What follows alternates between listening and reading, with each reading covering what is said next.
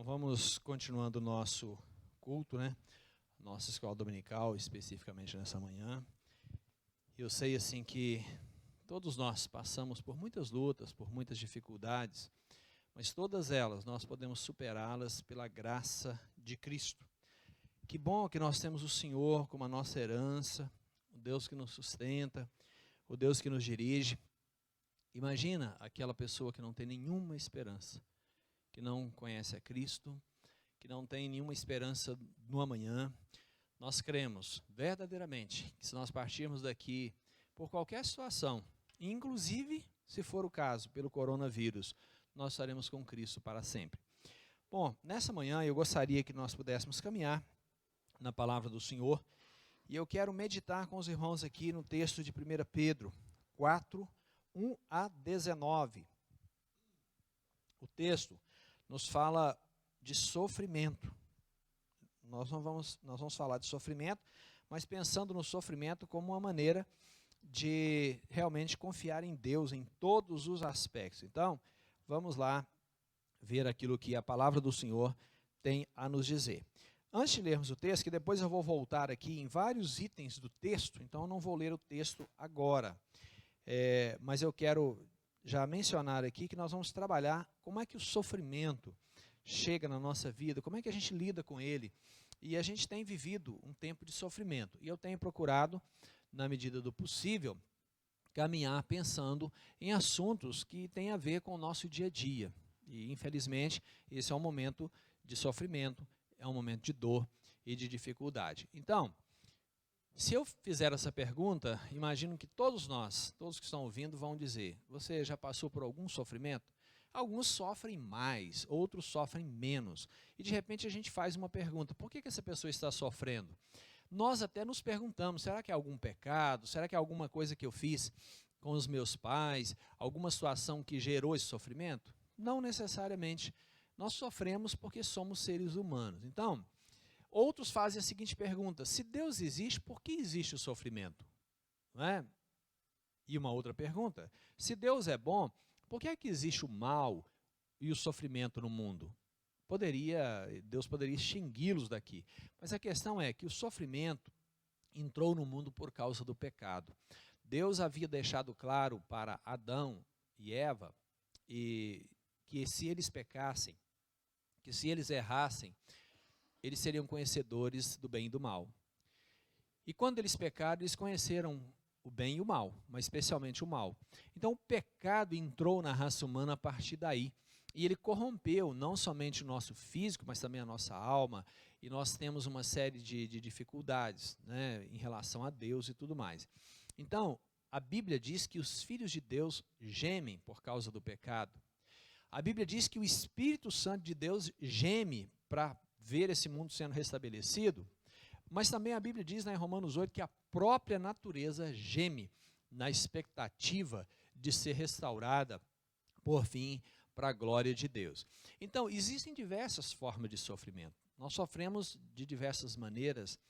Nós temos sofrimento físico, né? Pessoas que talvez tenham uma dor lacinante, pessoas que passam por um problema insolúvel no seu físico, né? Uma doença complicada, enfim, a dor física, o sofrimento físico, ou alguma outra dificuldade, por exemplo, de caminhar, enfim. Outros sofrem com o medo, outros sofrem com a ansiedade, que foi assunto recente nosso aqui, outros com a rejeição. A gente tem um caso, por exemplo, de Jefté, lá no livro dos Juízes, que fala que foi um cara rejeitado.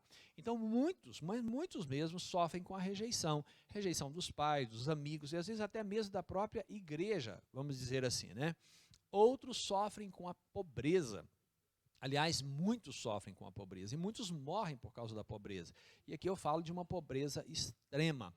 Mas é certo que nós sofremos. Quando não sofremos fisicamente, nós sofremos psicologicamente, porque o medo, a ansiedade, a rejeição são resultado de um sofrimento psicológico, de um sofrimento interno. Então o sofrimento faz parte do ser humano. Sempre será complexo entender o sofrimento. Ele nos atinge e às vezes nós não o procuramos e ele chega até nós. Seja nas emoções, no físico e até mesmo no espírito, porque há muitas vezes um sofrimento espiritual. Um sofrimento porque nós temos a sensação de que não estamos indo bem espiritualmente, estamos fracos espiritualmente, ou por alguns momentos da nossa vida, muitos pensam, será que Deus se esqueceu de mim? Enfim, os sofrimentos são diversos. O que a Bíblia tem a me dizer e a te dizer sobre o sofrimento? Então o texto lá de Isaías 43, 1 a 3, nos fala de maneira muito interessante sobre isso. Então o que a Bíblia diz sobre o sofrimento? Se você observar, o texto lá vai dizer assim, Isaías 43, 1 a 3. Mas agora, assim diz o Senhor que te criou, ó Jacó, e que te formou, ó Israel, não temas, porque eu te remi. Chamei-te pelo meu nome, pelo teu nome, perdão. Tu és meu. Quando passares pelas águas, eu serei contigo. Quando pelos rios, eles não te submergirão. Quando passares pelo fogo, não te queimarás, nem a chama arderá em ti. Porque eu sou o Senhor teu Deus, o Santo de Israel, o teu Salvador. Dei o Egito por teu resgate e a Etiópia e Sebá por ti. Visto que foste precioso aos meus olhos, digno de honra, e eu te amei, darei homens por ti e povos pela tua vida. Então Deus nos poupa do sofrimento, mas também caminha conosco no sofrimento. Nem sempre nós somos poupados do sofrimento. Antes desse problema todo chegar ao Brasil, nós poderíamos pedir a Deus, Deus, afasta esse vírus de nós. Aliás, podemos pedir. E Deus poderia nos poupar, poderia poupar uma nação específica, poderia poupar um continente específico, mas Deus não poupou. Esse vírus atingiu todo o planeta, com dimensões diferentes, mas atingiu. Mas Deus, apesar de não ter nos livrado desse sofrimento, Ele caminha conosco no sofrimento. E esse é o desafio que eu quero deixar para você nessa manhã. Eu vi que tem vários irmãos participando. Eu vi lá no Instagram a Sônia, o Márcio e outros mais que estão participando conosco nesta hora, né? Enfim, e vários outros que estão assistindo aí, dezenas de pessoas. Deus caminha contigo. Deus caminha conosco. Deus está cuidando da nossa vida. Mesmo não nos livrando do sofrimento, Ele caminha conosco no sofrimento. O Salmo 23, 4 também diz assim, Salmo 23, 4. Ainda que eu ande pelo vale da sombra da morte, não temerei mal nenhum, porque tu estás comigo, o teu bordão, ou numa outra versão, a tua vara, e o teu cajado me consolam. Então não há nenhum lugar que Deus não esteja. Inclusive no sofrimento, Deus está conosco. A gente não entende essas coisas. Por que é que isso aconteceu? Por que alguém faleceu tão jovem? Por que alguém adoeceu sendo uma pessoa aparentemente tão boa? Nós não sabemos. Mas diz a Bíblia que ainda que eu ande pelo vale da sombra da morte, não temerei mal nenhum. Então Deus é um Deus que não nos poupa do sofrimento muitas vezes, mas caminha conosco no sofrimento. Um segundo aspecto é que Deus trabalha as circunstâncias dolorosas da nossa vida e as canaliza para o nosso bem. A gente pode fazer um monte de pergunta agora, no meio da pandemia. Para que isso presta? Domingo que vem eu pretendo comentar um pouco sobre isso. Mas para que serve essa pandemia? Para que servem esses problemas todos? Que tempo é esse? Deus trabalha as circunstâncias dolorosas para mostrar a gente que Ele é bom. E Ele canaliza, essas circunstâncias para o nosso bem. Aí você fala, mas como assim? Vamos lá em Gênesis 50, no versículo 20, é um texto que fala sobre a história de José. José foi vendido para o Egito, pelos seus irmãos. Depois de toda aquela história que nós conhecemos, José simplesmente se torna o primeiro-ministro do Egito, o segundo homem no Egito. Os seus irmãos vão, toda a família, e no final de tudo eles ficaram com medo.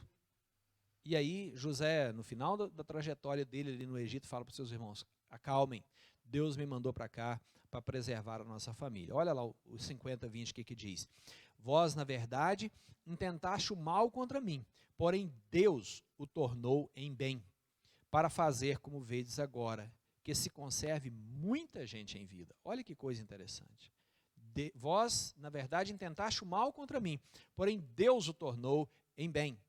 O outro texto é Romanos 8, 28, que também é um texto que nós conhecemos, o seminarista Patrick pregou recentemente sobre ele, que diz assim: sabemos que todas as coisas cooperam para o bem daqueles que amam a Deus, daqueles que são chamados segundo o seu propósito. Então sabemos que todas as coisas cooperam para o bem daqueles que amam a Deus. E José, vocês intentaram o mal, mas Deus transformou isso em bem. Então nós não sabemos exatamente como é que Deus vai lidar com isso, mas Deus é um Deus estrategista. Deus vai usar esse tempo para o nosso bem. Agora, como? Eu não sei. Eu sei que Ele vai usar. Então Deus trabalha as circunstâncias dolorosas da nossa vida e as canaliza para o nosso bem. Um terceiro aspecto, nessa parte introdutória, é que Deus transforma circunstâncias adversas em benefícios para nós. Se você observar o Salmo 84, versículos 5 a 7, o texto vai dizer assim: bem-aventurado o homem cuja força está em ti, em cujo coração se encontram os caminhos aplanados, o qual, passando pelo vale árido, faz dele um manancial. De bênçãos o cobre a primeira chuva, vão indo de força em força, cada um deles aparece diante de Deus em Sião. Então, bem-aventurado o homem cuja força está em ti. Deus transforma circunstâncias adversas em benefícios para nós. Isso é quase impossível para uma mente que não conhece a Deus entender, mas Deus transforma essas circunstâncias difíceis para que seja benefício para nós. Em quarto lugar, mesmo que as circunstâncias mudem, Deus mesmo é a razão da nossa alegria. Deus mesmo é a razão da nossa alegria. Não somos nós, é Deus que produz alegria no nosso coração. Não é o nosso dinheiro, a nossa fama, o nosso poderio, nada disso. É Deus mesmo que faz com que a nossa vida tenha alegria, mesmo que as circunstâncias mudem. E para terminar essa parte introdutória, podemos nos alegrar nas próprias tribulações. Aí se nós formos lá para Romanos 5, 3 a 5, Romanos 5, 3 a 5, vai dizer assim: podemos nos alegrar nas próprias tribulações. E não somente isso, mas também nós gloriamos nas próprias tribulações, nos gloriamos nas próprias tribulações, sabendo que a tribulação produz perseverança, e a perseverança, experiência, e a experiência, esperança. Ora, a esperança não confunde, porque o amor de Deus é derramado em nosso coração pelo Espírito Santo que nos foi outorgado. Então nós podemos nos alegrar nas próprias tribulações. Alguém pode pensar: vocês são malucos. Não sei. Malucos por Cristo, se for o caso, mas Deus nos ajuda e nos capacita a alegrarmos nas próprias tribulações. É só dizer, por quê? Porque a Bíblia diz isso. Aí nós vamos entrar diretamente no texto aqui, que nós falamos lá de 1 Pedro. Então o texto lá de 1 Pedro 4, 1 a 19, nós vamos começar a ver aqui como é que o texto trata disso. Os versículos 1 a 11 começam, e eu vou começar primeiro com 1 a 3, dizendo o seguinte: sobre o propósito do sofrimento na vida do crente, do salvo. Primeiro, o sofrimento nos ajuda a vencer o pecado. Olha o que diz os versículos 1 a 3 aí do texto de Pedro. Ora, tendo Cristo sofrido na carne, armai-vos também vós do mesmo pensamento, pois aquele que sofreu na carne deixou o pecado, para que no tempo que vos resta na carne, já não vivais de acordo com as paixões dos homens, mas segundo a vontade de Deus. Porque basta o tempo decorrido para terdes executado a vontade dos gentios, tendo andado em dissoluções, concupiscências, borrachices, orgias, bebedices, e em detestáveis idolatrias. Gente, o sofrimento nos ajuda a vencer o pecado. Eu não sei quem viu, há uma estatística rolando por aí, qual que é o primeiro lugar que você quer ir depois que terminar a pandemia? Um grande número de pessoas, a maioria das pessoas disseram que querem voltar para suas igrejas, seja ele católico, evangélico ou de qualquer outra denominação ou crença, mas ele quer voltar à sua fé. O sofrimento nos ajuda a vencer o pecado. Talvez a pandemia vai nos ajudar a lembrar que o mundo estava pecando demais. Nós todos pecamos, mas há um pecado institucionalizado. Nosso país anda andava patrocinando pecados e mais pecados. E quando nós olhamos para a palavra de Deus, nós sabemos que o sofrimento nos faz pensar sobre isso. Será que a vida que eu estou levando é uma vida que eu devo levar? Não é? Um segundo aspecto, lá nos versículos 4 a 6 do texto, é que o sofrimento nos ajuda a testemunhar de Cristo. Olha que coisa interessante. O sofrimento nos ajuda a testemunhar de Cristo. Diz assim: por isso, difamando-vos, estranham que não concorrais com eles ao mesmo excesso de devassidão, aos quais hão de prestar contas àquele que é competente para julgar vivos e mortos. Pois para este fim foi o evangelho pregado também a mortos, para que, mesmo julgados na carne, segundo os homens, vivam no espírito, segundo Deus. Então o sofrimento nos ajuda a testemunhar de Cristo. No meio do sofrimento nós temos mais coragem de falar de Cristo. Eu entrei em contato com algumas pessoas pelo telefone, pelo WhatsApp, e algumas pessoas têm dito que têm compartilhado as mensagens com vários amigos, pelo Facebook, pelo YouTube, e acho que até mesmo pelo WhatsApp. É um momento que nós podemos testemunhar de Cristo e devemos testemunhar de Cristo. É uma oportunidade que nós temos tão fantástica para vermos a igreja do futuro surgindo, emergindo, né, e crescendo para a glória de Deus. Então o sofrimento nos ajuda, nos dá mais força para testemunharmos de Cristo. Mas seguindo o texto, no 7 a 9, versículo 7 a 9, vai nos dizer que o sofrimento nos ajuda a manifestar um terno amor pelos irmãos. Olha que coisa interessante. Ora, o fim de todas as coisas está próximo. Sede, portanto, criteriosos e sóbrios a bem das vossas orações.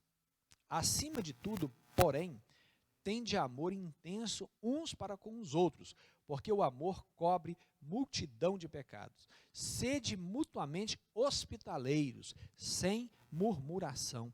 Olha que coisa fantástica, gente. Quando nós pensamos nisso, nós temos que lembrar o seguinte: o sofrimento nos ajuda a realmente estar mais próximos dos irmãos, a manifestar um terno amor pelas pessoas.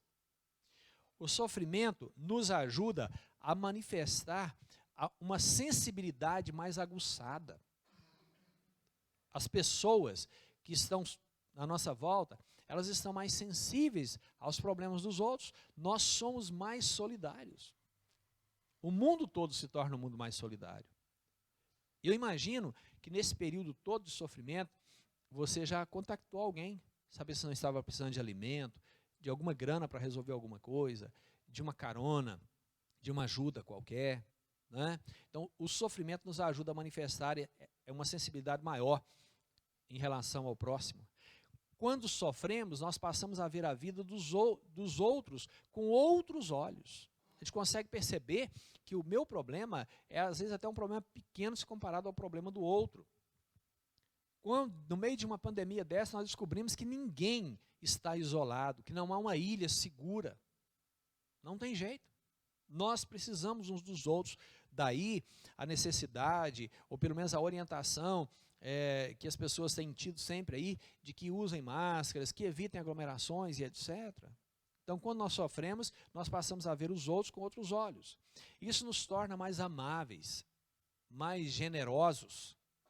É um momento que a gente abre a mão mais fácil, porque nós temos pessoas e pessoas. Nós temos pessoas passando necessidade e temos pessoas que não estão em necessidade. E aqueles que não estão em necessidade aprendem, numa hora dessa, que ele pode ajudar muita gente. Então nós precisamos abrir o bolso. É o momento de sermos generosos. Mas também nos ajuda a abrir o coração, a nossa casa. O texto fala de sermos hospitaleiros, né? Ele está falando aqui necessariamente não é de colocar a pessoa na sua casa, mas de recebermos bem, de atendermos bem as pessoas, de ajudar o próximo. Então, é um tempo que a gente fica mais atento. Então, nós precisamos servir uns aos outros, diz a Bíblia. Edificar o corpo de Cristo com os nossos dons. Você tem um dom, você pode ajudar os outros. É uma profissão específica.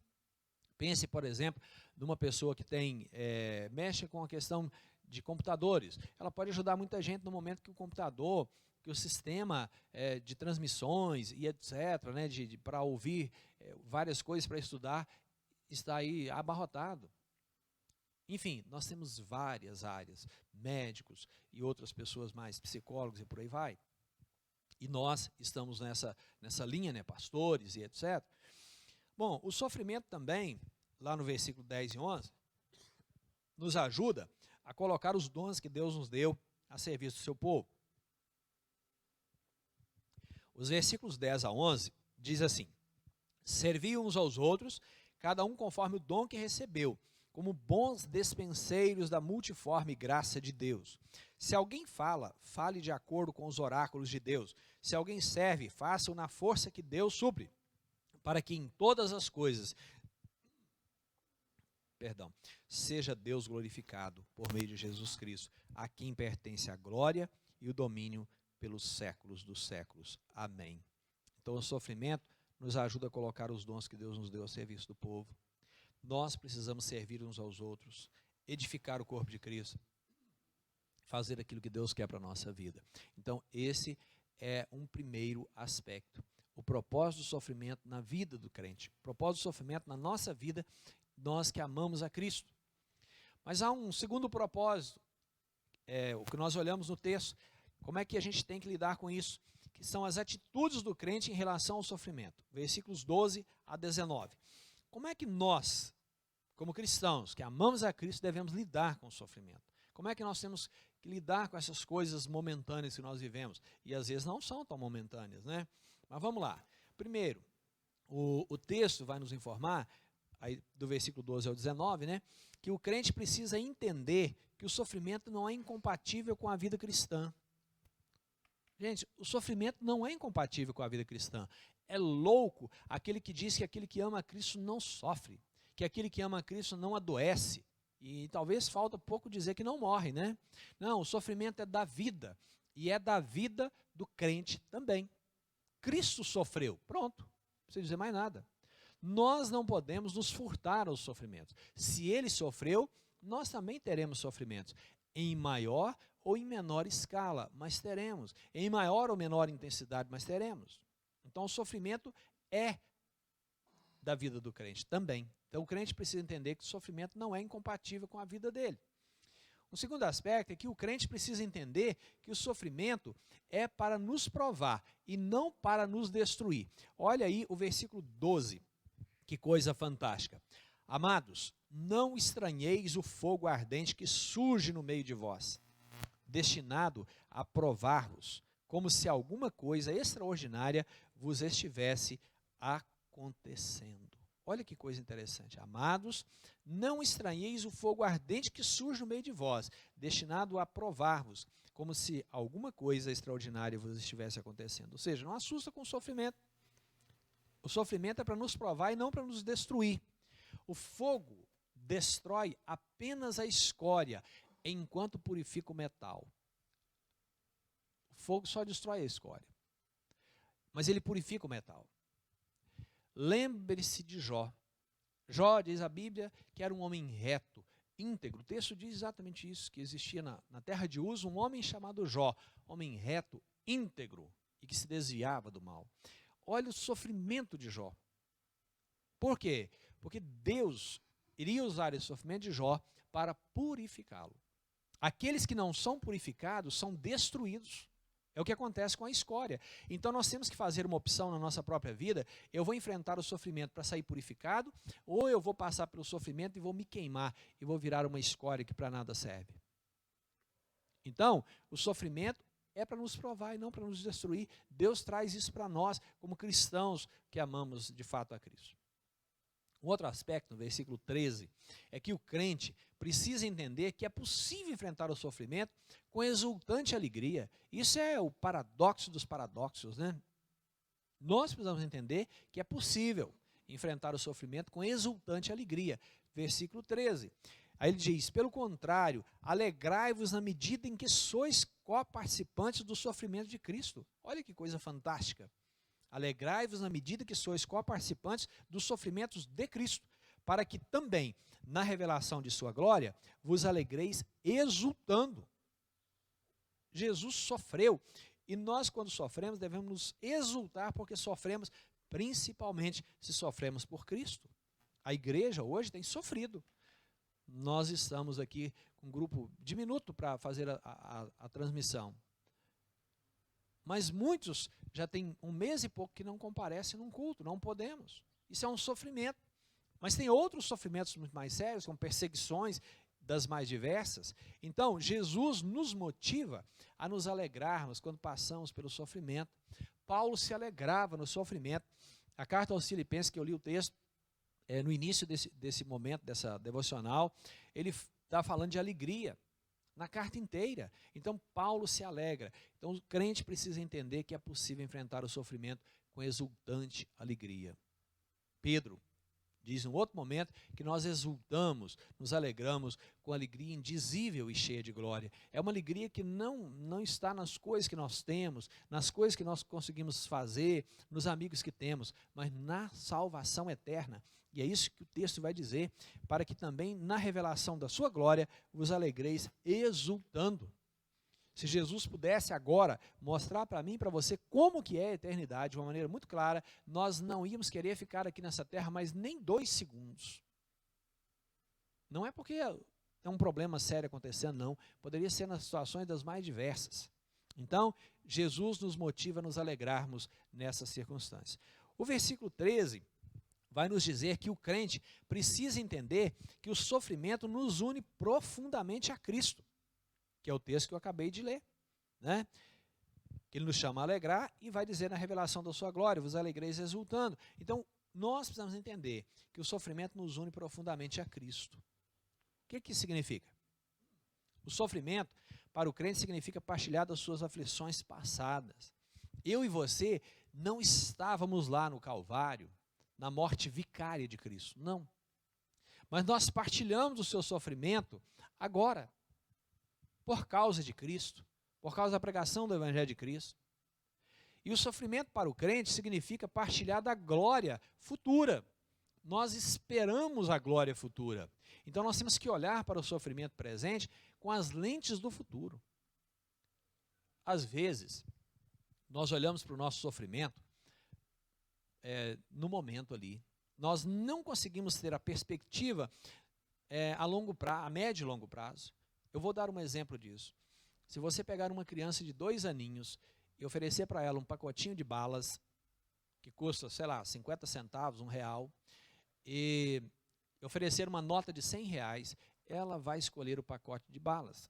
Ela não tem a dimensão de que R$100, por mais desvalorizado que esteja, compra alguns quilos de bala. O que acontece? Essa criança não tem a dimensão daquele valor. Ela não tem a dimensão daquilo que pode ser feito no futuro, porque ela é imediatista, é natural da criança, ela não tem essa percepção.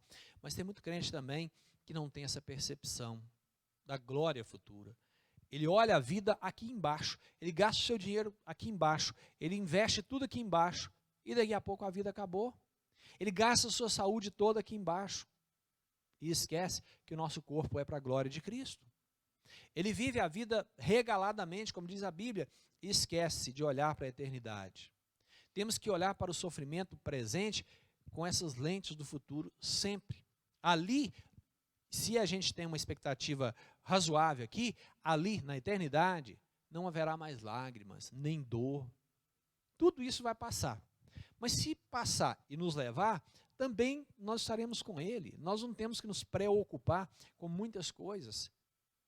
Ontem nós recebemos a notícia que o missionário Ronaldo Lidório e a esposa estão com o Covid-19. Não sei se estão internados, acredito que não. Mas estamos em paz, orem por nós. Estamos em paz, apesar de doentes. Porque nós sabemos que a nossa perspectiva de vida não é aqui. Isso aqui vai findar mais dia, menos dias, e às vezes finda mais rápido que nós pensamos. Mas quando nós olhamos com a lente da eternidade, as coisas mudam. O nosso investimento de vida não será totalmente aqui, pelo contrário, isso aqui perde muito sentido. Aliás, esse momento de dor vai nos ensinar que muitas coisas que nós compramos, muitas coisas que nós queremos, elas não são tão necessárias. Hoje, por exemplo, a ausência de amigos próximos de nós, de podermos abraçar as pessoas, nós como brasileiros, latinos, nós amamos isso. Nós sabemos que isso ficou para trás e vai ficar por um bom tempo. Isso nos entristece. Isso sim nos faz falta. Às vezes muito mais do que o dinheiro propriamente. Mas nós temos que lembrar disso. Mas também, o crente precisa entender que o sofrimento nos leva a glorificar a Deus. O versículo 14 diz assim: se pelo nome de Cristo sois injuriados, bem-aventurados sois, porque sobre vós repousa o Espírito da glória e de Deus. Então o crente precisa entender que o sofrimento nos leva a glorificar a Deus. Quando nós enfrentamos sofrimento, irmãos, sem amargura e sem murmuração, vamos lembrar disso. Quando nós enfrentamos sofrimento, seja ele qual for, sem amargura, porque tem gente que enfrenta sofrimento e começa a amaldiçoar Deus e reclamar de todo mundo. Não.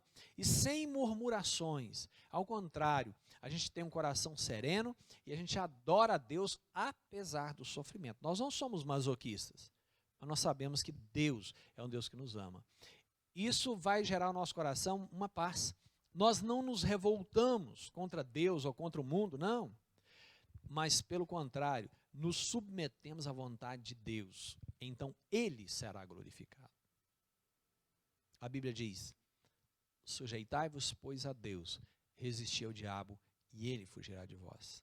Então, quando nós nos submetemos à vontade de Deus, sem amargura, sem murmuração e sem revolta, Deus será glorificado na nossa vida. E quanto mais Deus for glorificado em nós, mais felizes nós seremos. E quanto mais felizes e mais andarmos na presença de Deus, mais Deus se alegrará conosco. Então, o crente precisa entender que o sofrimento nos leva a glorificar a Deus. Mas também, nos versículos 15 a 16, vai nos deixar claro que o crente precisa aprender a avaliar o sofrimento.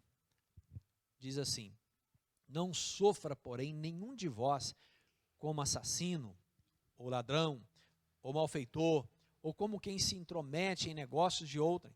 Mas, se sofrer como cristão, não se envergonhe disso, antes glorifique a Deus com esse nome. Então não sofra, porém, nenhum de vós como assassino. Ou seja, nem todo sofrimento é vontade de Deus. Então o crente precisa aprender a avaliar o sofrimento. Tem sofrimento que é porque a pessoa cometeu um pecado grave. A pessoa matou alguém e ela está presa. Esse sofrimento ela provocou. A pessoa se enfiou no mundo das drogas e adquiriu uma doença grave. Esse sofrimento ela provocou. Então nós precisamos avaliar o sofrimento. Às vezes aquela dor que nós temos numa perna, num braço, na cabeça, é resultado de um acidente pela imprudência, na velocidade que imprimimos no nosso carro, numa moto, ou seja lá o que for. E às vezes nem foi culpa da gente, alguém veio e bateu na gente. Enfim, de alguma forma, esse sofrimento foi provocado contra a nossa vontade, ou até mesmo sabendo que poderia ser provocado. Então nem todo sofrimento é da vontade de Deus. Ele veio, mas não foi exatamente da vontade dele. Mas ele irá usar para a glória dele. Mas também os versículos 17 e 18 vão dizer o seguinte: o crente precisa entender que o juízo começa primeiro dentro da igreja. Olha o que diz o texto. Porque a ocasião de começar o juízo pela casa de Deus é chegada. Ora, se primeiro vem por nós, qual será o fim daqueles que não obedecem ao evangelho de Deus? E se é com dificuldade que o justo é salvo, onde vai comparecer o ímpio? Sim, o pecador. Olha que coisa complicada, né? Então, o crente precisa entender que o juízo começa na casa de Deus, mas ele se estende ao mundo não cristão. Deus quer nos transformar à imagem de seu Filho, e isso vai gerar em nós muitas dores e sofrimentos. Nós não nos tornamos a imagem e semelhança de Jesus sem muita dor e sofrimento, até ver Cristo formado em nós. Para andar com Deus haverá sofrimento, haverá dor, haverá dúvidas e etc. Bom, em terceiro e último lugar, a paciência do crente em relação ao sofrimento. Eu serei breve aqui. Versículo 19, olha o que diz o texto. Por isso, também os que sofrem segundo a vontade de Deus, encomendem a sua alma ao fiel Criador na prática do bem. Por isso, também os que sofrem segundo a vontade de Deus, encomendem a sua alma ao fiel Criador na prática do bem. Com isso, nós podemos dizer o seguinte, de acordo com esse versículo 19, devemos entregar-nos a Deus. Se você quer passar pelo sofrimento, lutar diante das dificuldades, entregue-se a Deus. O Senhor é o Senhor da história, é o Senhor da nossa vida, é o Senhor que caminha conosco, que nos dirige.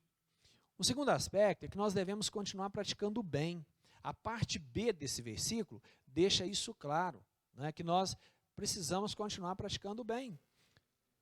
Ele fala, encomendem a sua alma ao fiel Criador na prática do bem. O sofrimento não pode nos endurecer e nem nos deixar apáticos.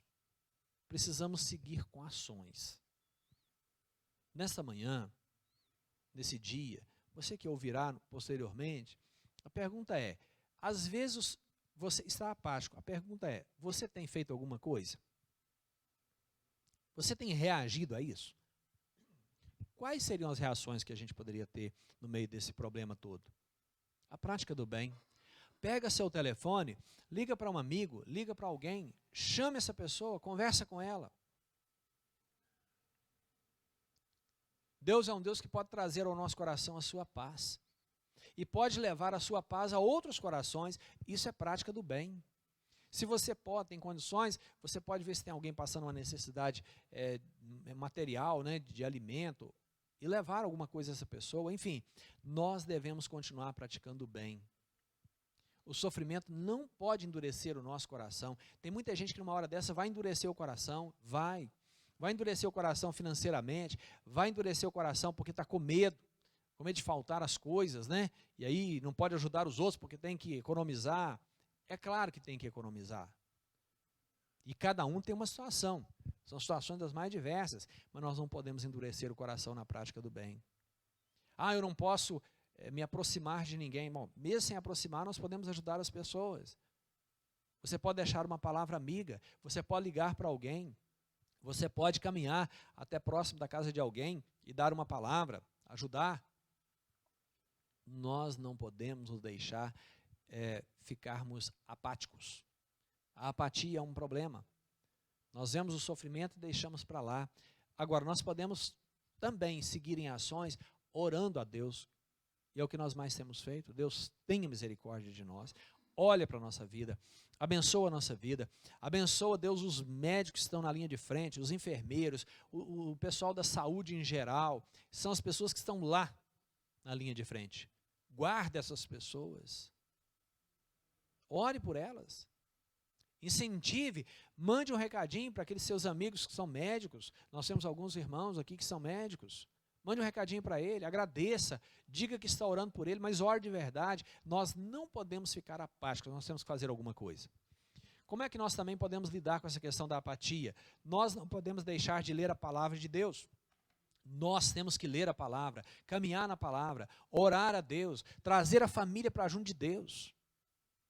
O quanto da semana você tem dedicado a ensinar seus filhos no Evangelho, a contar historinhas, a aproveitar esse tempo, a estar com a família. Eu vi que a estatística de agressão familiar subiu muito por causa da quarentena. Nós temos que tomar muito cuidado como cristãos para que a gente possa dar exemplo e vivemos uma família, com a família em unidade. Então, que Deus te ajude, que Deus nos ajude para que a gente passe pelo sofrimento, mas que sejamos curados do sofrimento. Eu quero orar nesse instante com você. Você está sofrendo? Com certeza está. Cada um de nós sofremos de alguma coisa. Quando não temos uma dor física, temos uma dor psicológica, temos uma dor por várias razões, né? Temos o medo, temos a angústia. Outros têm tido depressões. Eu não sei. Outros estão extremamente ansiosos, apreensivos. Primeiro, te digo, não adianta. A ansiedade, já falei isso aqui recente, não adianta. Vamos confiar em Deus. Coloca seu coração diante de Deus agora. Vamos clamar ao Senhor. Vamos pedir ao Senhor que nos ajude. Você que está participando nessa manhã, nós temos procurado caminhar aqui. Nós estamos faltando aí cerca de 3 minutos para as 10 horas, para que o tempo seja suficiente para atender tanto no Facebook quanto no Instagram, que dura apenas 1 hora. Então, coloque seu coração diante de Deus. Vamos orar agora, pedindo ao Senhor que nos abençoe nessa manhã, nesse domingo. Deus, em nome de Jesus, queremos te agradecer, ó Pai, pela bondosa mão do Senhor na nossa vida. Deus, eu quero agradecer ao Senhor, porque Tu estás no trono e governas sobre todas as coisas, e nada do que está acontecendo, Deus, foge do controle do Senhor. E nesta hora eu clamo a Ti, ó Deus, por todos nós que sofremos. Existem irmãos, pessoas que estão sofrendo em menor intensidade, mas todos sofremos. Mas existem pessoas que estão sofrendo muito, ó Deus, seja com medo, com pânico, seja por um problema físico, uma enfermidade, ó Deus, do ponto de vista da medicina, incurável. Em nome de Jesus, ó Deus, atua nessas vidas agora. Há um sofrimento em curso. Nos ajuda, ó Deus, a, em momento algum na nossa vida, por causa do sofrimento, entrarmos em rota de colisão com a Tua palavra. Pelo contrário, que sejamos obedientes ao Senhor, que a alegria indizível e cheia de glória, que só o Senhor produz em nós, só a salvação pode produzir em nós, enche o nosso coração nessa manhã. Ó Deus, abençoa cada vida que está assistindo, participando, que vão, ó Deus, ouvir posteriormente, que Teu Espírito Santo seja derramado nessas vidas e que haja cura para o sofrimento. Ajuda-nos, ó Deus, dirija o nosso coração na Tua presença. Esta é a minha oração, Deus. Essa é a nossa oração, clamando ao Senhor também, ó Deus, em favor do nosso país, do nosso governo, ó Deus, em favor do nosso mundo, ó Pai, que essa pandemia, ó Deus, passe, que o Senhor nos livre, ó Deus, do mal. Mas enquanto vivemos esse momento, ó Deus, nos sustenta no meio do mal, assim como o Senhor sustentou, ó Deus, Daniel na cova dos leões. Assim como o Senhor sustentou, Deus, diversos apóstolos que foram mortos por causa do Evangelho, o Senhor nos sustentará e nos ajuda a descansar em Ti. Abençoa o Teu povo nessa hora, que Teu Espírito Santo os console e dê graça, em nome de Jesus. Amém. Amém. Que Deus nos ajude, que Deus nos abençoe. Que você tenha um dia abençoado na presença dEle. Quer desafiar você a ligar para pelo menos umas 3 pessoas nesse dia. A agir, a fazer alguma coisa que seja, de fato, para a bênção de outra pessoa. Fale do Evangelho, ore com alguém que você conhece, ligue para alguém da igreja que você tem um tempo que você não tem contato, que você não sabe como é que está, mas vamos nos unir nesse sentido. Que Deus nos ajude, que Deus nos abençoe.